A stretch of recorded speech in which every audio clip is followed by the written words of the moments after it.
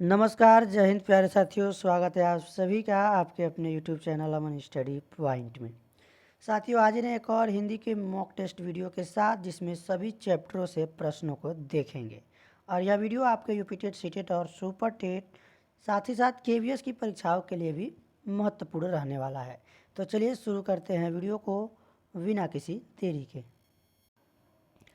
साथियों, पहला प्रश्न है आप सभी के स्क्रीन पर दिए गए विकल्पों में से अरण्य शब्द का समानार्थी शब्द कौन सा है। ऑप्शन है आप सभी के स्क्रीन पर और इसका सही जवाब हो जाएगा साथियों ऑप्शन नंबर सी यानी कि कानन। कानन यानी वन, वन को हम लोग जंगल भी कहते हैं। तो यहाँ पर सी के साथ आंसर लगाएंगे। सदन समानार्थी होता है घर का यानी गृह जिसे हम लोग कहते हैं।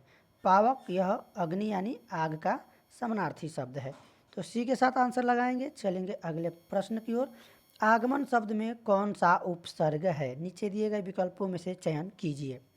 तो साथियों, आपको प्रश्न देखने में बहुत आसान लग रहे होंगे और ऐसे ही आसान प्रश्न कभी कभी हमारे परीक्षाओं में पूछे जाते हैं और हमसे कई बार गलतियाँ हो जाती हैं। तो उपसर्ग पूछा गया है। ऑप्शन यहाँ पर है अव, आग, अ और आ। तो यहाँ पर साथियों हमारा राइट आंसर जाएगा ऑप्शन नंबर डी के साथ। यहाँ पर जो है आ प्लस गमन यानी आगमन, डी के साथ आंसर लगाएंगे। अगर यहाँ पर अब देख रहे हैं तो अ से अवकाश हो जाएगा, अवनति हो जाएगा। पिछले वीडियो में भी हमने बताया था कि उपसर्ग वे शब्द होते हैं जो किसी शब्द के पहले जुड़ते हैं। तो पहले इसमें आ जुड़ा है और प्लस गमन। तो इस प्रकार से हम लोग डी के साथ आंसर लगा देंगे। अ से आप सत्य में अगर अ जोड़ दें तो क्या हो जाएगा, असत्य हो जाएगा। तो ये भी एक उपसर्ग है जो कि किसी शब्द में पहले जुड़ता है। चलेंगे अगले प्रश्न की ओर। वह स्त्री जिसका पति दूसरा विवाह कर ले, इस वाक्यांश के लिए एक शब्द है। तो वह स्त्री जिसका पति दूसरा विवाह कर ले, इसके लिए एक शब्द हो जाएगा अद्यूढ़ा। अद्यूढ़ा यानी कि ऑप्शन नंबर ए हमारा सही जवाब होगा। चलेंगे अगले प्रश्न की ओर।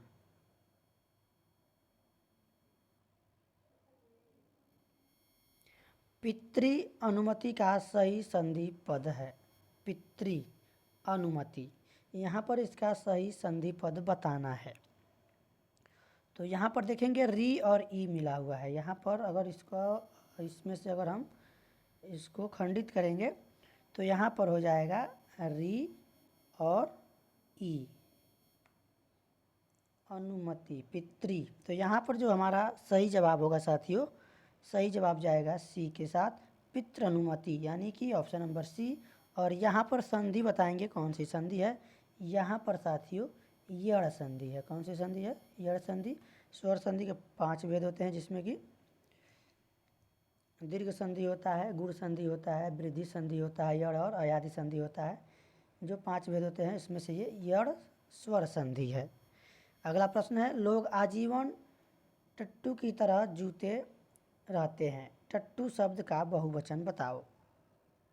यहाँ पर बहुवचन बताना है। टट्टू, टट्टू का जो सही हमारा बहुवचन होगा वो हो जाएगा टट्टुओं। टट्टुओं की तरह जुटे रहते हैं।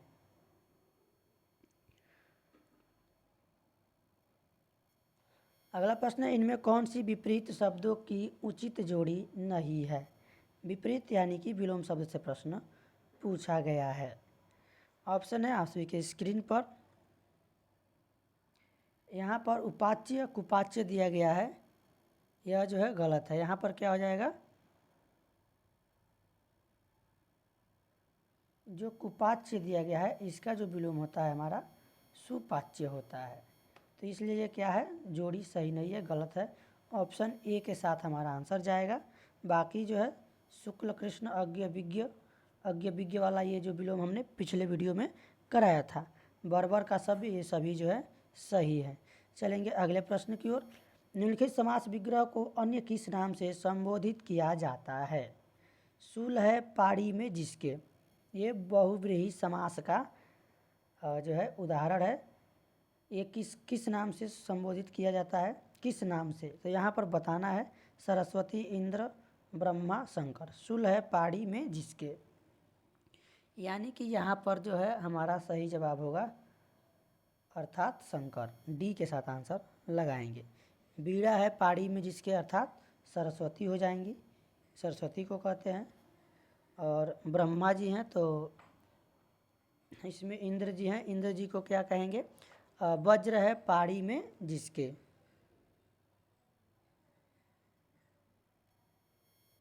राधे लाल ने विनय को राजी करने की बड़ी कोशिश की, किंतु विनय तो उड़ती चिड़िया पहचानता था, वह उसकी मीठी बातों में नहीं आया।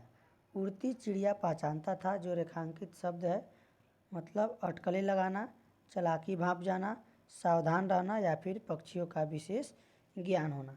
जो रेखांकित शब्द है उड़ती चिड़िया पहचानने का, उसका अर्थ यहाँ पर बताना है, यानी कि चालाकी को भांप जाता है। यहाँ पर ऑप्शन नंबर बी इस प्रश्न का जो है सही जवाब हो जाएगा। अपादान कारक किस वाक्य में है? तो हमने बताया था अपादान से अलग होना, जहाँ पर कोई चीज़ किसी वस्तु से अलग होती है, अलगाव दिखाया जाए, अपादान कारक बताना है। वृक्ष से पत्ते गिरते हैं, तो ये उदाहरण बहुत बार आता है, वृक्ष से पत्ते गिरते हैं, अपादान कारक हो जाएगा। धोबी को धुलने के लिए कपड़े दो, तो यहाँ पर जो है हमारा ए वाला आंसर हो जाएगा। यहाँ पर धोबी को लिखा गया, कर्ता ने कर्म को, तो यहाँ पर क्या हो जाएगा? कर्म कारक हो जाएगा।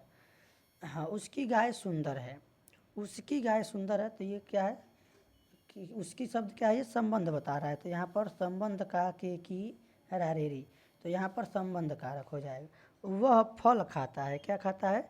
फल खाता है, तो यहाँ पर कर्म कारक हो जाएगा। तो ए के साथ हमारा आंसर जाएगा। आखिरी प्रश्न है आप सभी के स्क्रीन पर।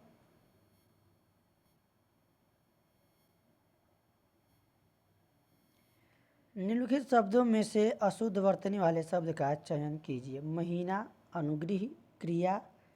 तो यहाँ पर क्रिया तो हम लोग इसी प्रकार से लिखते हैं, सही है।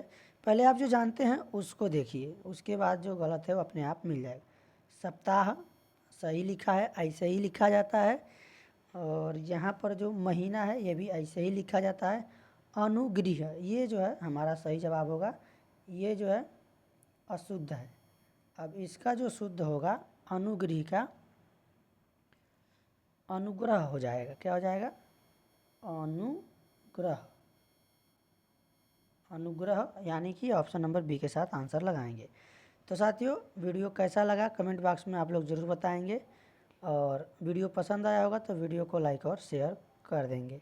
तो मिलेंगे नेक्स्ट वीडियो में नए प्रश्नों के साथ, तब तक के लिए धन्यवाद। जय हिंद।